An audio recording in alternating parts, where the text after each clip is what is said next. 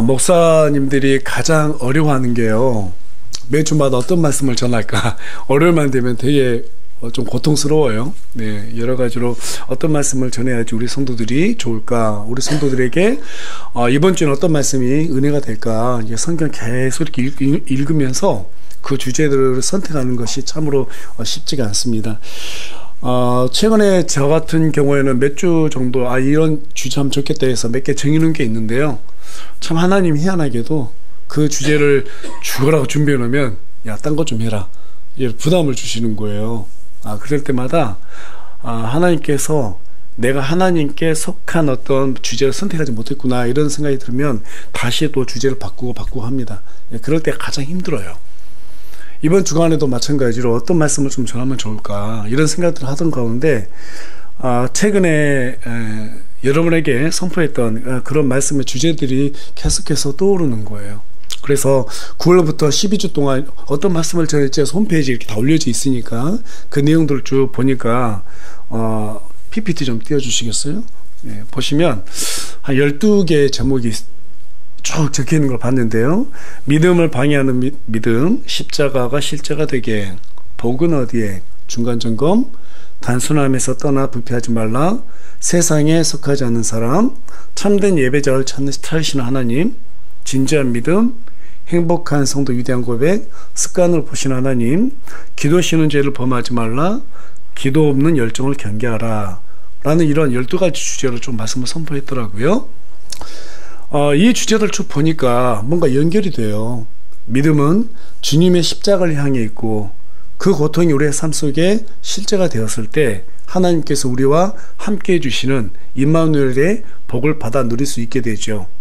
그 복을 받아 누리기 위해서는 우리의 모습이 진리의 단순함에서 떠나 부패하진 않았는지, 세상에 속하지 않도록 진지한 믿음으로 주께서 받으실 만한 그런 예배자의 모습으로 살아가고 있는지 틈이 날 때마다 중간 점검을 해보고 기도를 쉬지 않는 습관을 가져야 한다. 이렇게 연결이 되는 거예요. 그래서 이렇게 사는 것이 쉬운가? 저도 말씀을 선포했지만 참 쉽지가 않겠다, 이런 생각을 하게 되었어요. 네. 그러나 매일같이 우리가 하나님을 두려워하는 가운데 우리 자신의 믿음을 점검하면서 하나님 앞에서 우리 자신의 어떤 의로움을 내려놓고 주님만을 높이려고 생각한다면 그렇게 살 수 있지 않을까? 그러면 성경 속에서 그 대표적인 인물이 어떤 사람일까? 정말로 하나님을 두려워하면서 자신의 의를 드러내지 않는 어떤 사람이 있나? 이렇게 생각하는 가운데서 욥이라는 사람이 떠올랐어요. 욥기를 읽고 우리의 신앙을 점검해 보면 여러분, 우리가 어떤 생각이 들죠? 숙연한 생각이 들죠. 정말 숙연한 태도를 보일 수밖에 없어요. 사람은 누구나 자기의 중심적이기 때문에 자기가 당한 일이 세상에서 가장 힘들고 불행한 일이라고 생각하는 경향들이 있습니다. 그러나 하나님께서는 진짜 고난이 무엇인지 욥을 통해서 우리에게 보여주시고 있어요. 더구나 욥처럼 죄도 없이 영문도 모르는 상태에서 고난을 당하게 된다면 정말 상상할 수 없을 만큼 답답하고 견디기 힘들 것입니다. 그러나 욥은 그 모든 것에도 하나님께서 뜻하신 목적이 있다라고 확신했어요. 여러분, 그러기가 쉽나요? 고난을 당하면 내가 세상에서 제일 불쌍한 사람이 돼야지 위로가 되거든요. 왜 하나님이 이러지? 원망하기 참 쉽거든요. 그런데요, 욥은 그 가운데서도 여기에서도 하나님께서 분명히 뜻하신 바가 있을 거야, 이것을 놓치지 않았다라는 사실이에요. 그리고 그 답답하고 힘든 인고의 생활 속에서 욥이 뭐라고 고백합니까? 그러나 내가 가는 길을 그분께서 아시나니 그분께서 나를 단련하신 뒤에는 내가 금같이 나오리라. 그렇게 욥기서 23장 10절을 통해서 고백하는 것을 우리가 보게 됩니다. 다시 한번 읽어볼게요. 그러나 내가 가는 길을 그분께서 아시나니. 욥은 모른다는 거예요. 내가 왜 이런 일을 당하는지, 내가 왜 이런 길을 걸어야 되는지 모른다는 거예요. 그러나 그분께서는 아신다는 거예요. 그분께서 이 시험을 통해서 나를 단련하신 뒤에는 그 이유는, 시험을 당한 이유는 모르겠지만 그 결론을 안다는 거예요. 내가 금같이 나올 것이다. 내가 더 주님을 잘 믿을 수 있을 것이다. 라는 것만큼은 욥이 확신했어요. 여러분, 이렇게 고백한다는 것은 정말로 자기 자신은 하나도 없고 오직 하나님만 바라보는 사람만이 욥처럼 이렇게 고백할 수 있겠죠. 눈물 젖은 빵을 먹어보지 않는 자들과 인생을 논하지 말라라는 그런 말이 있는 것처럼 사람은 누구나 탐욕적이고 자기 의를 드러내길 좋아하고 자랑하기 좋아하고 인정받기 좋아하기 때문에 고난을 당하기 전에는 이 인생의 가치를 깨닫지 못하게 됩니다. 그래서 하나님께서는 우리에게 고난을 허락하시고 그 안에서 하나님의 목적과 그 섭리를 발견하기를 원하세요. 이를 경험한 사람들은 한 목소리로 이렇게 말합니다. 은혜란 고난 속에 감춰진 선물이다. 뭐라고요? 은혜란 고난 속에 감춰진 선물이라는 거예요. 잘 포장된 그러한 선물이다. 그러나 고난의 목적을 제대로 이해하지 못한 사람들은 어떻겠습니까? 그걸 선물로 생각하지 않습니다. 불평과 원망 속에서 자신의 인생을 스스로 갉아먹는 삶을 살게 됩니다.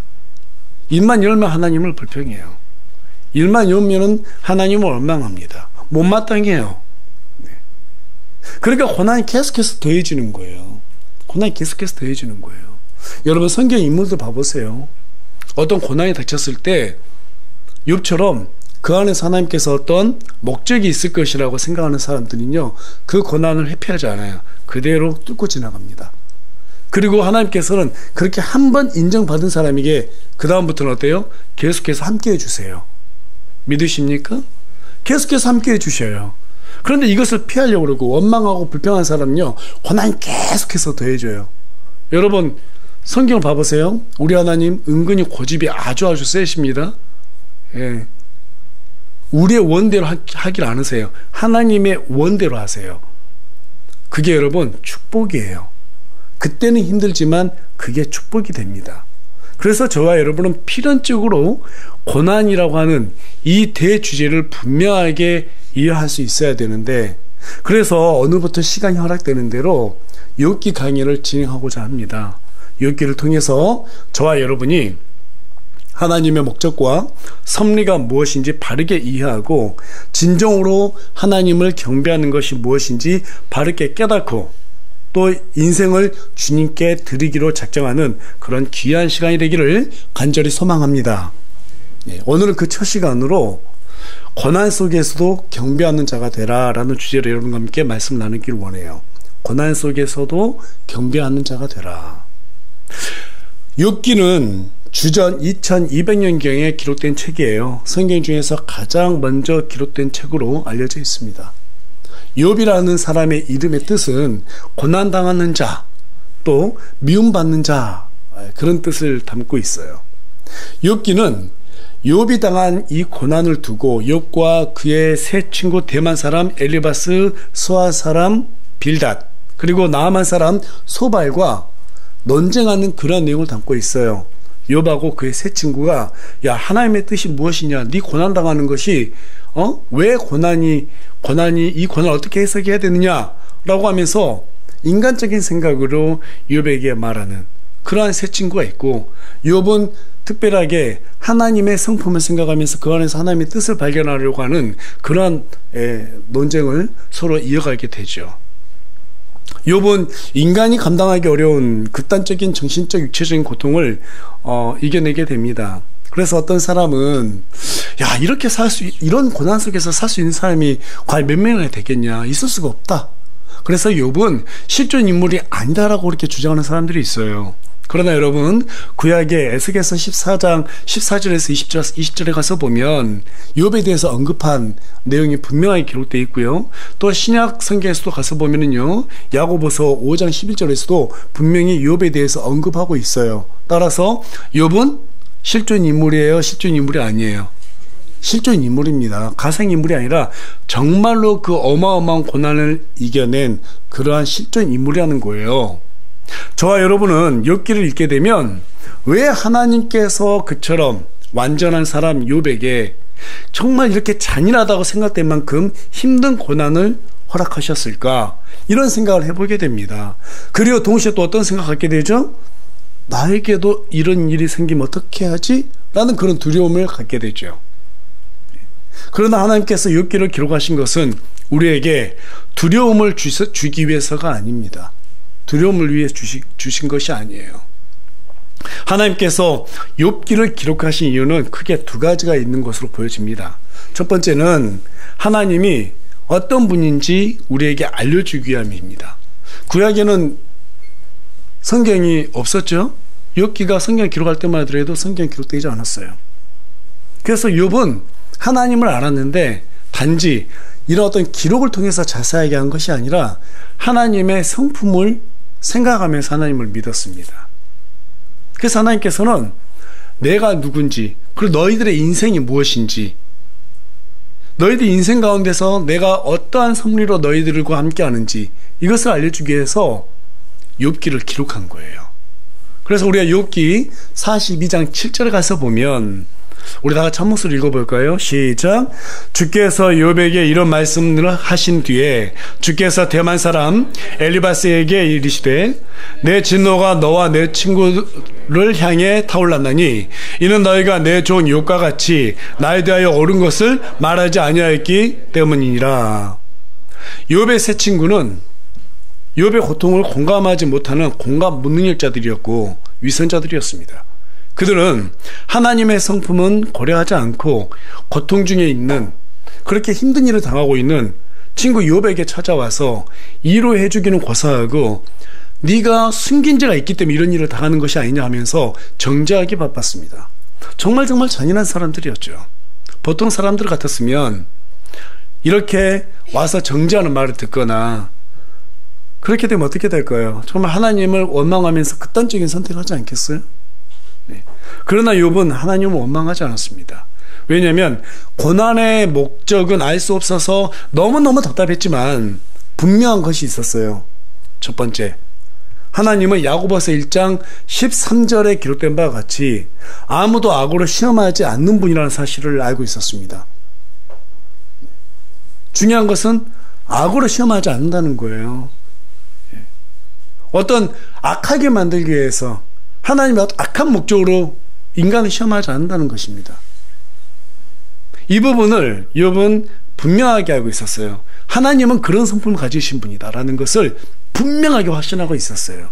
두 번째는 이 일들 속에는 분명히 하나님이 개입되어 있다는 사실을 확신했습니다. 따라서 여러분, 욥기는 하나님의 성품과 그분의 섭리가 무엇인지 알려주기 위해서 기록된 책이라는 거예요. 그것을 통해서 우리는 하나님이 어떤 분이라는 것을 분명하게 알 수 있게 되는 것입니다. 두 번째로 하나님께서 욥기를 기록하신 이유는 하나님께서 우리 인간에게 무엇을 요구하시는지 그것을 분명하게 알려주시기 위해서 기록하셨다는 사실이에요. 우리 다 같이 욥기 42장 6절 말씀 읽겠습니다. 시작. 그러므로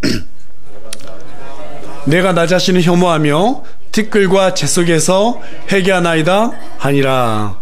그러므로 내가 내 자신을 혐오하며 티끌과 재 속에서 회개하나이다.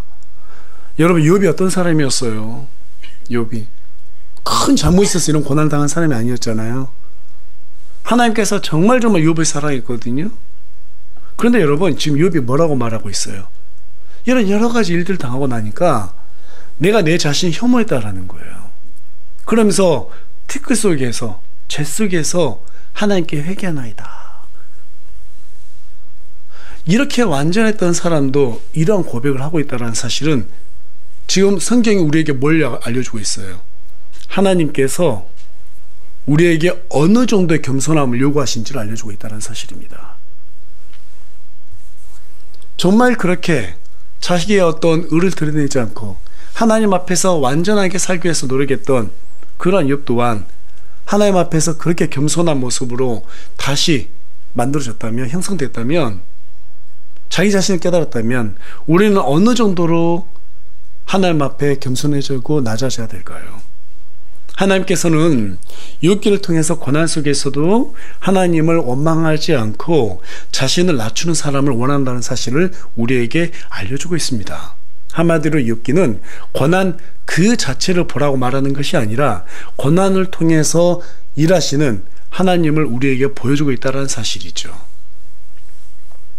그렇다면 무엇을 위해서 하나님께서는 이와 같은 고난을 허락하시고 우리에게 이러한 일들을 하시는가? 로마서 8장 28절에 우리 다 같이 한 목소리 읽어보겠습니다. 시작. 우리가 아는 바와 같이 하나님을 사랑하는 자들 곧 그분의 목적에 따라 부르심을 받은 자들에게는 모든 것이 합력하여 선을 이루시느니라. 우리가 아는 바와 같이 이렇게 얘기하고 있어요. 아마 사도 바울이 이 로마서를 기록하면서 어쩌면은 욥을 보면서 이런 생각을 했던 것 같아요. 하나님을 사랑하는 자들 곧 그분의 목적에 따라 부르심을 받은 자들에게는 모든 것이 협력하여 선을 이루시느니라. 오늘날 많은 사람들이 앞에 건 다 그냥 버리고요. 그냥 협력하여 선을 이룬다. 지금 끝에 이만만 가지고 은혜를 받아요. 근데 앞에 지금 뭐라고 말하고 있어요? 하나님을 사랑하는 자들이라고 말하고 있습니다. 여러분, 어떤 사람이 하나님을 사랑하는 자들이에요? 하나님의 말씀대로 사는 자들이라고 그랬죠. 하나님을 사랑한다고 하면서도 하나님의 말씀을 행하지 않는 사람들을 하나님 뭐라고 말했어요? 거짓말쟁이라고 말했어요. 거짓말쟁이들에게는 하나님께서 협력할 선을 이루시지 않습니다. 욥처럼 하나님을 사랑하는 사람이 어디 있었어요? 그런 자들에게도 하나님께서 고난을 허락하신다는 거예요. 무엇을 위해서? 하나님의 목적을 이루시기 위해서. 그래서 그 뜻대로 부르심 받고 고난을 당한다 할지라도 하나님께서는 그 고난을 통해서 협력하셔서 하나님의 뜻을 이루신다 이 말이에요. 여기에서 선은 내 선이 아닙니다. 하나님의 선이에요. 그 선은 바로 하나님의 목적을 의미하는 것입니다. 욥기는 고난 속에서도 합력하여서 하나님의 목적을 이루시게 하시는 그런 하나님을 깨닫게 해주고 있어요. 당장 어려운 일을 당하면 힘들고 원망스럽지만 하나님 안에 머물고 있는 우리 그리스도인들에게는 어떤 일이 벌어지든 간에 그 안에는 우연이라는 것이 있다 없다? 우연이라는 것이 없다라는 거예요. 분명히 고난마저도 그분의 목적에 따라서 이루어진다는 사실입니다. 그 고난 속에서 저와 여러분에게 필요한 것은 무엇일까요? 하나님을 신뢰하는 거예요. 하나님은 하신다 안 하신다? 실수하지 않으신다. 그분에겐 실수란 자체가 있을 수 없다. 실수란 자체가 없다. 우리가 하나님이 실수하셨나라고 생각할 때 우리의 죄 때문에 우리가 스스로 그렇게 판단하고 싶은 마음 때문에 그렇게 판단하는 거예요. 그러나 절대 하나님은 실수하지 않으십니다. 욥은 분명하게 확신했어요. 하나님은 절대 실수하지 않으신다. 분명히 그분께서는 이 모든 것마저도 협력해서 선을 이루신다. 믿으십니까? 그렇다면 하나님께서는 우리에게 어느 정도의 신뢰를 요구하실까요? 2절에 가서 보니까 욥에게는 7 아들과 3딸 총 10명의 자녀가 있었습니다. 재산은 또 얼마나 있었는가 하면 3절 가서 보니까 양이 7,000마리라고 그래요.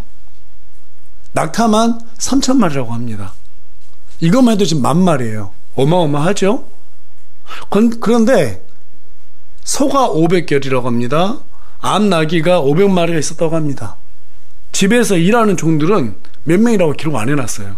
그 수를 셀 수 없을 정도로 많다라고 말합니다. 그리고 동쪽에서 가장 큰 부자 거부라고 성경 우리에게 말해주고 있어요. 그런데 어느 날 한 종으로부터 정말 비통한 소식들이 전해 옵니다. 소들과 나귀들이 서바 사람들에게 빼앗겼다라는 거예요. 그리고 또 잠시 후에 한 종이 달려와서 하늘에서 불이 내려와서 양들과 종들을 모두 태워 죽였다라는 소식을 접하게 됩니다. 그때 또 한 종이 달려와서 큰일 났다고 말합니다. 갈대아 사람들이 종들을 덮쳐 죽이고 낙타들을 모두 끌고 갔다라는 거예요. 거기에서 끝이 아니었습니다. 잠시 후에는 더 엄청난 소식을 듣게 되는데 여러분 가장 소중한 게 뭐예요? 자녀들이죠. 10명의 자녀들이 전부 다 죽게 되었다라는 그러한 비보를 전달해 옵니다. 여러분, 이런 참척의 슬픔을 어떻게 인간이 감당할 수 있겠습니까? 어떻게 감당할 수 있겠어요? 저는 제 여동생이 2살 아래 여동생이 제 여동생이 20살 때 죽었거든요. 그때 저희 어머니를 보면서요, 참척의 슬픔이 무엇인지를 그때 알았어요. 남들이 뭐 애들 죽었다 그러면 그런갑다 이렇게 생각했는데요. 어머니가 그 자녀를 입고 난 다음에 5년 동안 거의 밥을 안 드셨어요. 몸무게가 거의 15kg, 20kg 이렇게 쭉쭉 빠지는데요. 죽는다고, 죽이라고 드시라고. 그럼 매일같이 울어요. 근데 그게 5년이에요. 그 우울증은요, 끝날 기미가 안 보이더라고요. 저는 저희 어머니가 혹시라도 극단적인 생각할까 봐서 저녁 7시, 8시만 되면, 그때 군대에 있었거든요. 날마다 전화됐어요. 하루도 안 빠지고. 걱정돼가지고. 예. 군대 제대에서도요, 지금까지도 전화드려요. 지금 이제 이틀이나 3일마다 한 번씩 전화드리는데, 그러다 보니까 한 3일 만에 전화드리면 정말 오랜만이라고 그래요. 그 여러분 슬픔은요, 그건 어떻게 감당하기 참 어려워요. 모든 재산을 다 잃었어요. 근데 10명의 자녀를 다 잃었대요. 여러분, 이게 지금 문자로 기록되어 있으니까 공감이 빨리 안 될 수도 있습니다. 하지만 여러분, 정말 이게 나한테 닥친 일이라고 생각해 보세요. 정말 욥이라는 사람은요, 세상에서 가장 불행한 사람이 되었습니다. 한순간에. 이 정도 되면 누군가 좀 원망해야 되지 않겠어요? 원래 인간은 그렇거든요. 나에게 불행이 닥치면은요, 원망할 대상을 찾아요. 그래서 여러분, 원망할 대상을 찾는 사람 옆으로 가지 않는 게 좋아요. 가장 가까운 사람을 괴롭힙니다. 원래 그래요, 인간이. 가장 만만한 사람한테 원망을 쏟아내봅니다. 욥도 마찬가지였을 거예요. 욥도 사람인데 어떻게 그러고 싶은 마음이 없었겠어요. 진짜 원망하고 싶었을 거예요. 무엇보다 하나님께 원망하고 싶었을 것입니다. 그런데 욥이 어떻게 나옵니까? 4절에서 5절에 가서 보면, 더구나 욥이 어떻게 살아갔어요? 욥은 자녀들이 잔치를 열어서 사람들과 즐길 때 혹시라도 하나님 앞에서 죄를 짓지 않았는가 하는 생각 때문에 그 머릿수대로 전부 다 번제 헌물을 드리면서 정말 하나님을 두려워하고 자녀들까지도 챙겼던 그런 정말 하나님 앞에서 의로운 사람이었습니다. 엄청난 거부였으면서도 물질이 주는 능력보다 하나님을 더 두려워했고, 또 물질이 주는 이런 악한 유혹들까지도 멀리했던 사람이었습니다. 이렇게 신실했던 사람이 하루아침에 이런 비참한 일을 당하게 된다면 자신의 운명을 하나님 앞에서 원망할 만도 한데, 욥이 뭐라고 고백합니까? 우리 다 같이 1장 21절 한 목소리 읽겠습니다. 시작. 이르되 내가 내 어머니 태에서 벌거벗고 나왔으니 벌거벗은 채 거기로 돌아가리라. 주께서 주셨고 주께서 가져가셨으니 주의 이름이 찬송 받으시기를 원하노라 하고. 예. 여러분, 지금 욥이 뭐라고 말하고 있어요? 빈손으로 왔으니 빈손으로 가는 것이 당연하다는 거예요. 나에게 이 소유 엄청나게 많았지. 그런데 그거 전부 다 하나님이 주셨으니까 하나님이 가져가신다고 해서 내가 무슨 말을 할 수 있겠느냐. 이 상황에서도 지금 놀라운 건 뭐냐면요, 20절 한번 가서 보세요. 욥이 일어나 자기 겉옷을 찢으며 머리를 밀고 땅바닥에 엎드렸습니다. 자, 그런데 마지막에 뭐라 적혀 있어요? 경배했다 말하고 있어요. 우리는 경배라고 하면 마치 막 기분 좋고 손 들고 눈물 흘리면서 감격해야지만 이것이 경배라고 생각하는데, 아니요, 또 다른 경배의 모습 우리에게 보여주고 있어요. 여러분, 하나님이 가장 기뻐하는 경배는 우리가 좋을 때 드린 경배가 아니에요. 정말 힘들고 어려울 때도 하나님을 확신하는 가운데서 하나님을 경배하는 거, 그때 하나님께서 가장 기쁘시게 받으신다는 거예요. 여러분, 욥이 얼마나 괴로웠으면 자기 겉옷을 막 찢었다고 하잖아요. 그쵸? 막 머리를 다 밀어버렸대요. 머리 다 밀어버렸대요. 얼마나 흉측했겠어요. 땅바닥에 엎드려가지고 막 흙을 뿌리면서 주먹을 쥐고, 정말 상상해보세요. 성토를 했을 거예요. 통탄했을 것입니다. 막 가슴을 쥐어짜면서 머리를 막 다 밀어버리고 땅바닥을 두드리면서 하나님 나 어떻게 하면 좋아요? 그럴 법도 한데 그 마음을 꾹 눌러 참습니다. 그리고 그 입에서 뭐라고 말합니까? 내가 내 어머니 태에서 벌거벗고 나왔으니 벌거벗은 채 거기로 돌아가리라. 주께서 주셨고 주께서 가져가셨으니 주의 이름이 찬송을 받으시기 원하노라. 정말 고통을 쥐어짜고 뭐라도 원망할 말, 왜 이러십니까? 라고 따질 만도 해요. 그런데요, 꾹 눌러 참아요. 입을 조심해요. 하나님을 찬양해요. 저와 여러분, 힘들고 어려웠을 때 어떤 마음 품었죠? 그동안 우리가 어떤 말들 내뱉어왔죠? 조금만 힘들면 나 죽겠어요. 조금만 힘들면 하나님 원망하면서 왜 나한테 이런 고난을 주세요? 제가 전에도 여러분께 여러 번 말씀드렸다시피 좋을 때만 은혜라고 생각하고 간증하는 것은 잘못됐다. 좋지 않을 때도 그것도 은혜라고 인정해야지 정말 우리가 하나님께 은혜로운 사람이 될 수 있다. 그렇게 말씀을 드렸습니다. 그 전형적인 인물이 바로 욥이에요. 좋을 때만 웃고 슬플 때는 막 비통해하고. 그건 하나님 의지하는 게 아니잖아요. 세상 사람들도 그렇게 살잖아요. 진짜 하나님께서 기뻐하는 사람은, 정말로 하나님을 경배하는 사람은 어떤 일이 생기든 간에 그 모든 것이 전부 다 하나님의 섭리로 인정하는 사람입니다. 동의하십니까?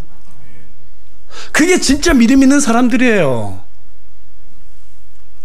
우리는 기분 좋을 때만 경배하는 것으로 착각해서는 안 됩니다.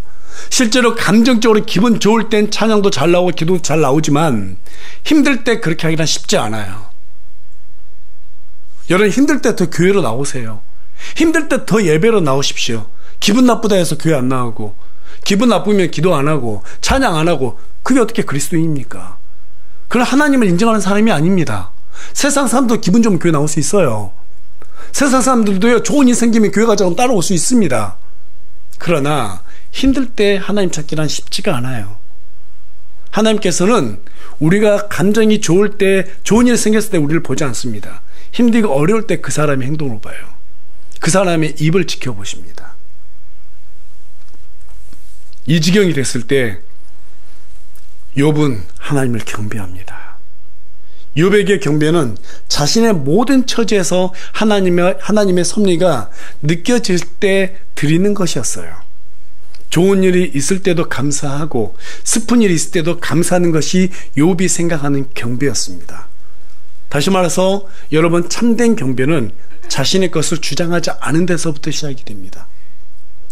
주신 것도 하나님이시고 취하는 것도 하나님이시니 그것을 그대로 인정하는 삶, 그 삶이 정말로 참된 경배가 된다는 것이죠.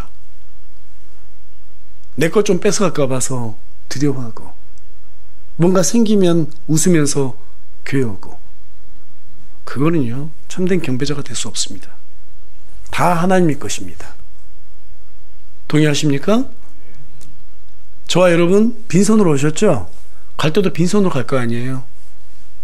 내 소유를 수용하면은요, 욥처럼 경배할 수가 없습니다. 그런 욥을 하나님께서는 미리 아셨을까요? 몰랐을까요? 미리 아셨어요. 미리 아셨어요.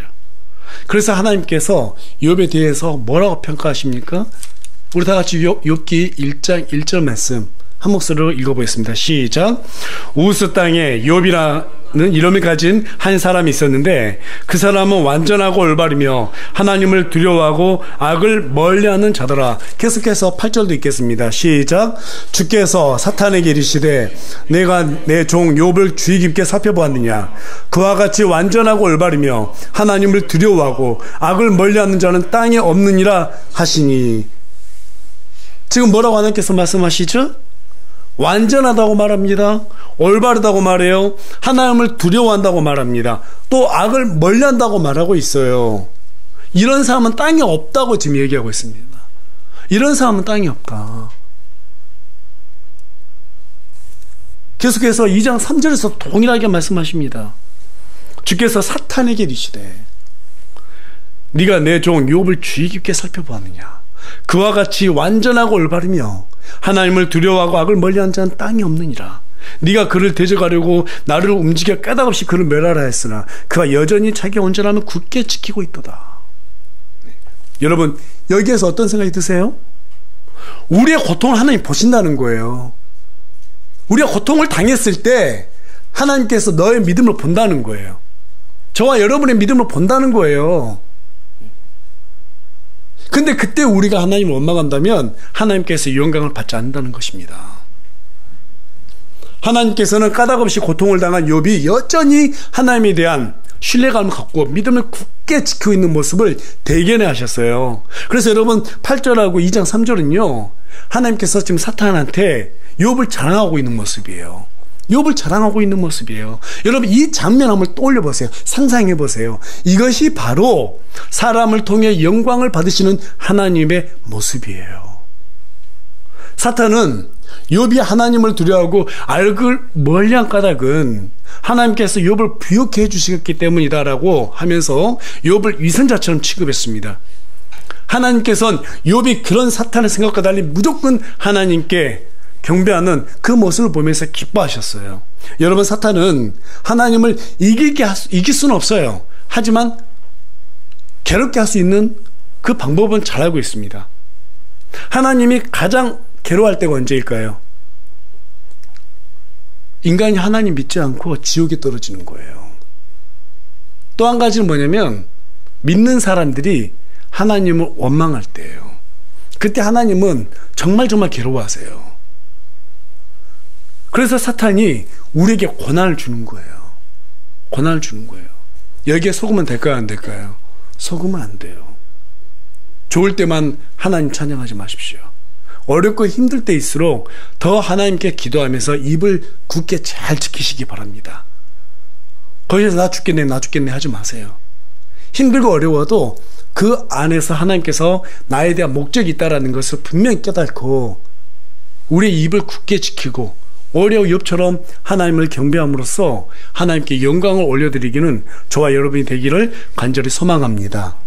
그렇게 하려면 어떻게 해야 될까요? 소유에 집착해서는 안 됩니다. 어차피 인간은 앞서 말씀드린 바와 같이 빈손으로 왔다 빈손으로 돌아갑니다. 그런데 오늘날 많은 교회들이 무엇을 믿기로 사람들을 전도하고 있어요? 무엇을 믿기로 교회로 오게 하고 있습니까? 하나님 잘 믿으면 이 땅에서 잘 된다는 거예요. 이런 가짜 복음으로 사람들을 갖다 미혹하고 있습니다. 속이고 있습니다. 이 기복주의는 처음부터 잘못된 하나님을 제시하고 있고 잘못된 길을 가게 하는 사탄의 신앙이에요. 저는 어떤 교리보다도 이 기복주의를 가장 미워합니다. 처음부터 성경을 완전히 다른 감정으로 보게 만들거든요. 처음부터 하나님의 성품을 완전히 다르게 해석하게 만들거든요. 성경은 욥을 통해서 하나님을 믿는 이치가 무엇인지 분명하게 우리에게 제시해주고 있습니다. 내 소유보다 하나님을 더 두려워하는 것, 내 소유를 즐거워하는 것보다 악을 더 멀리하는 것, 그것이 바로 하나님께 우리가 참된 경배자로 나갈 수 있는 길이라는 것을 우리에게 알려주고 있어요. 믿으십니까? 네. 그렇게 되기를 소망합니다. 결론에 말씀드리겠습니다. 우리가 선한 사람을 좋아하는 이유는 선한 사람이 드물기 때문인 것처럼 하나님께서 욥을 사랑하시는 이유도 욥처럼 하나님을 두려워하고 악을 멀리하는 사람이 드물기 때문입니다. 욥은 이유 없는 고난을 없다고 생각했습니다. 그래서 모든 재산들과 종들과 10명의 자녀들을 잇는 그 참척의 고난 속에서도 하나님을 경배했습니다. 여러분, 욥을 통해서 우리가 깨닫게 되는 한 가지는 소유에 대한 집착을 버려야 된다는 것입니다. 그렇게 해야지만이 하나님을 경배할 수 있다는 사실이에요. 내 모든 것이 다 하나님의 것이라는 것을 그냥 머리로만 아는 것이 아니라 실질적으로 그렇게 받아들이고 하나님께 고백할 수 있어야지만이 이런 고난 속에서도 우리가 하나님을 참되게 경배할 수 있다는 사실이에요. 뿐만 아니라 모든 일에는 하나님의 개입하심이 분명히 있다는 것을 깨달아야 합니다. 어떤 일이 생겨도 그마저도 하나님께서 하시는 일이라고 생각하고 우리는 하나님에 대한 신뢰를 버리면 안 된다는 것입니다. 그러자면 우리 자신에 대한 연민을 버려야 됩니다. 또 탐욕스러운 마음을 버려야 됩니다. 이러한 모든 것들이 우리를 속이는 거짓 자아를 만들어냅니다. 그 거짓 자아에 속게 되면 하나님께 내가 뭔가 순종하고 싶어도, 어려움 속에서 하나님께 경배하고 싶어도 그렇게 하고 싶지 않아도 될 명분을 만들고 자기 자신을 합리화시켜요. 그것이 바로 우리가 하나님을 신뢰할 수 없는 길로 안내하는 가짜 믿음인 것입니다. 저와 여러분에게는 전부 다 그런 거짓된 자아가 조금씩은 다 있어요. 거기에 속지 말고 어떤 일이 있어도 욥처럼 나는 하나님을 경배하겠다. 그 고난 속에서도 분명히 하나님께서 나를 향한 목적이 있다. 이것을 확신하는 가운데 고난 속에서도 하나님을 경배하는 저와 여러분이 되기를 간절히 소망합니다.